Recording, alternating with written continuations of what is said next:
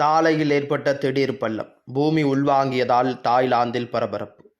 தாய்லாந்தின் தலைநகரமான பாங்காக்கில் இன்று காலை அதிர்ச்சி சம்பவம் ஒன்று நடைபெற்றுள்ளது.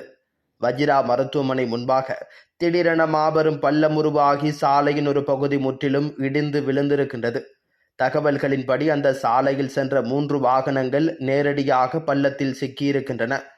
அதிர்ஷ்டவசமாக இதில் எவருக்கும் உயிரிழப்பு ஏற்படவில்லை என்று அதிகாரிகள் உறுதிப்படுத்தியிருக்கின்றனர். சம்பவ இடத்திற்கு உடனடியாக காவல்துறை மற்றும் மீட்பு படையினர் விரைந்து வந்து சாலையை மூடி பாதுகாப்பு நடவடிக்கைகளை மேற்கொண்டுள்ளனர். பாங்காக்கின் முக்கிய மருத்துவமனைகளில் ஒன்றான வஜிரா ஹாஸ்பிட்டல் அருகே இந்த சம்பவம் நடந்துள்ளதால் அந்த பகுதியில் பெரும் பரபரப்பு நிலவி வருகின்றது. மக்கள் உயிரிழக்காதது ஒரு பெரிய அதிர்ஷ்டமாக கருதப்படுகிறது.